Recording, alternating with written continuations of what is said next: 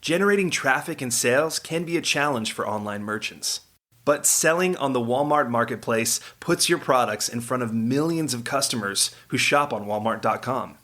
And right now, sellers who join Walmart Marketplace can save up to 50% on referral and fulfillment fees for the first 90 days. So get started today. Head over to marketplace.walmart.com/savings. That's marketplace.walmart.com/savings.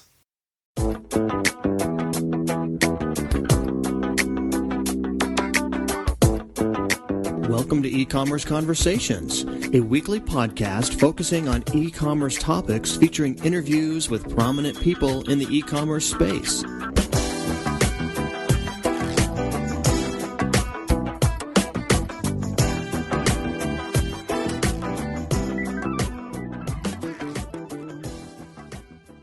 This is Kerry Murdock with Practical E-Commerce, and welcome to E-Commerce Conversations. Every e-commerce site has a web host. Some are hosted by the shopping cart provider, others are hosted by third-party companies. And increasingly, many are hosted by cloud providers, where bandwidth and usage can adjust with the seasonal needs of a site. Our guest today has recently switched the hosting of her company's e-commerce site to the cloud environment. She's Theresa Fox, Managing Director with SoundsTrue.com, a publisher of products and services that encourage spiritual development. Well, Theresa, thank you for your time today. Hello, thank you.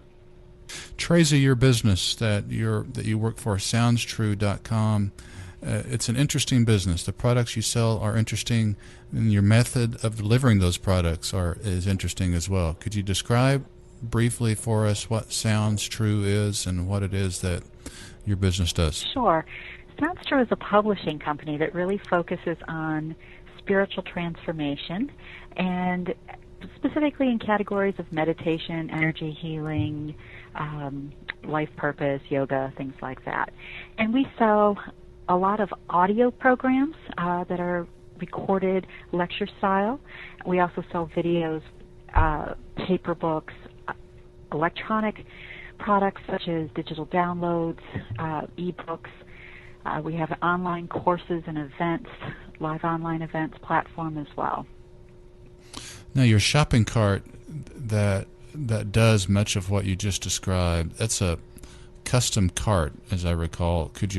Or it's a custom Kona cart, I think is what you told me. Could you recap sort of your platform for us, for purposes of our listeners? Sure. We had been on a Yahoo store until late 2008, at which time we rolled out using Kona cart as the base, but we've made significant modifications to it. And now, not quite 2 years later, I'd say it's barely recognizable as Kona cart anymore. Some of the main changes that we made were in combining digital download products and hard goods in a single display during the search results. We've changed the search algorithms. We've changed the checkout and reduced it to a single page checkout experience. So we went with a base that was able to get us up and running very quickly, and then did the modifications to get the product that we really wanted. Have you made those modifications in-house? I mean, do you have in-house folks that do all that? Yes, we do. Yeah. Now, you've gone through an evolution. You just described that briefly to us. You went from Yahoo, a hosted solution, to your internal. I believe you've told me that you hosted internally when you first migrated to Kona with the changes there. And now you've migrated to cloud hosting, which is the topic of this interview. Could you explain the evolution of hosting that you've gone through for us and why you ended up with cloud hosting? Originally, we were on a Yahoo store, which was not only the hardware platform, but was software as a service, basically. So we didn't have our own shopping platform at all. We didn't have the ability to do customizations. We couldn't combine our digital products with our hard goods. We used a separate store for that called Learn Out Loud at the time. And so as we grew, it wasn't meeting the needs for the movement into this downloadable world that we were really seeing, and we weren't able to build the online courses and events platform that we needed to deliver. So in 2008, we attempted to do all of this in-house, as I said, on the Kona cart, but we had all our own hardware. We worked with a hosting company, but we purchased all the hardware. We had to take on those expenses.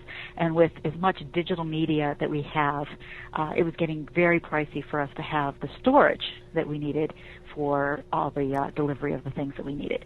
So about early this year, around January, we began the cloud project to take a look at whether we could more efficiently and more cost efficiently, specifically, move this to the cloud so that instead of spending our money on purchasing more and more hardware, we could get a system that would work better for us. So we moved to Amazon around June. Now, give our listeners who are smaller e-commerce merchants, give our listeners an idea of just the size of your business. Could you tell us, like, maybe how many SKUs you guys have or how many products you have that we're talking about that you migrated to Amazon? There's thousands of SKUs, particularly because we have multiple formats on some of the same products. So there may be a digital version, a CD version, a video version, and so on. So it adds up to thousands of different SKUs that have to be delivered. And some of them involve very large media files, especially with the video that's in downloadable form. Some of those become quite large. And we were facing some challenges with being able to scale as there was more and more demand hitting our servers at the same time for some of that downloadable media, and being able to get the kinds of access times that we needed. And by using S3, the high availability part of the cloud, we were really able to make significant improvements in delivery time to the user, take the load off the servers for us, and really get a much more efficient delivery of that media. Do you use your previous servers at all now? We do. We repurposed all of them and have incorporated them into some of the internal systems. So they became storage devices for processing some of these files and going through the steps along the way before they're in final format. And we've been able to absorb most of it into other needs. So, for example, our art department needed more storage space for images and things like that. So we were able to repurpose the bulk of the equipment and also use it for various other environments, development environments, and so on. Theresa, before I ask you about your results to date with Amazon, let me ask you this. How did you reach the decision of picking Amazon? I'm guessing you looked at other cloud hosting providers. Rackspace is a name that comes to mind. But how did you finally settle on Amazon? There was two main driving forces. One is that it's so well documented and there's a ton of community resources as references.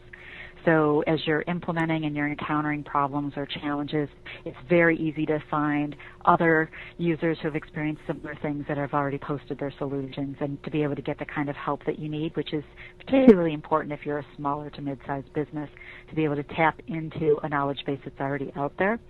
And then we had a person on our team that had previous familiarity with Amazon at a previous place of employment. So it was something we could get up to speed on much quicker than one of the other platforms, and it's been working out very well for us. That leads into my next question. You say it's working out very well. Everything's, I believe you said you switched over in June. You're pleased with the performance so far? We're very pleased at this point. Now, when we first launched in June, we did have some performance problems and some load balancing problems. And by using the community resources I was talking about to research them, we were able to find the tips that we needed to get those addressed very quickly. And by July, I would say we were at a point where we were exceedingly happy with how it's going. It cleared up problems that we had had when we were on our own hardware with not always being able to deliver and handle the volume, and now we're able to handle a far greater volume than we did at that time. The initial bugs that you mentioned there that you had to work through, were they related to how your software interacted with Amazon's, or was it something that Amazon was doing? Some of the problems that people talk about are noisy neighbors, meaning when you're on an instance, you're sharing it with someone else and getting to a point where you've got a configuration where other things are not possibly taking some of the horsepower that you need at any given point in time. Some of the things having to do with which applications reside where were just things that we had to work out along the way. So it was fairly simple to find enough information about it and get it all squared away. And at this point, from a cost perspective, we're even more happy than, the performance is improved and it's cheaper for us than what we had been doing before. Without asking a nosy question here, can you give us some idea of the cost savings, the percentage savings perhaps that you've experienced switching over to what you had previously? Sure. On an annual basis, we were paying 5 times as much in purchasing new hardware as we are for our servicing agreement. Wow. So it was significant for times. us, but I think a part of that is because we have so many very large media files, and the ability with Amazon to really be flexible and expand to use only what you need and to pull down when you want to pull down. So, for example, our staging environment is not up 24/7. We run something that brings it up in the morning when people arrive and are ready to start doing work, and it pulls it down at the end of the day when they leave. And if we ever have a situation where we say, oh, we need it up for an extra hour today, it's very simple to just make that change, and you only pay for what you're using. You've mentioned the resources that are available there for you and your team at Amazon. That implies to me that's a lot of self-service going on. That is, you're unable or you don't want to pick up the phone and call someone there for their help. Is that a fair way of looking at that in terms of it's pretty much self-service support? It's pretty much self-service. There may be other options, but the self-service option has been working very well for us. So we don't have a direct contact person at Amazon that we work with in order to resolve things. We simply look at the literature that's already out there and we go ahead and figure it out, and have been able to make progress very quickly. I'm sure if we ever ran into something where we couldn't get an answer, we could arrange for some additional help, but we're trying to be pretty scrappy and cost efficient, and so we like to go with what's available for free out there. Yeah. Have you had any direct contacts with an Amazon support person that you know of at all? I'm not aware of us having done that at all. Yeah. What's the underlying code of your of what used to be a Kona cart that you've heavily customized? What is that underlying code that is now being run on Amazon? We have a combination of things, but the shopping cart part itself is Java. Also, in some of our front-end parts of the website, use PHP, and so it's a mix of different things. But the bulk of the real guts of it are Java. Mm-hmm. Now, our audience, we'll have folks listening to this that are perhaps interested in cloud hosting. You are with what we would consider to be a larger company. You've just gone through the process of switching over. What advice or what thoughts can you share with our audience, smaller merchants who may be contemplating this? I wouldn't wait till you get to our size. I think that when we went from Yahoo, we probably should have gone directly to cloud at that time. I think that if I were a smaller business, it would be even more compelling to not have to manage the hardware ourselves. We had some challenges with being able to solve some of the problems we were running into in that hardware space, and it's very expensive to get the kind of help you need when you're trying to solve those things on your own. Whereas in the cloud environment, it's very easy and efficient to find things and get them corrected faster, and taking any kind of an outage when you're small really hurts. So being able to immediately resolve issues really helps out a lot. So my advice would be, you want to run. You want to just get into it and find out how it works for you. And I don't think there's a reason not to do it.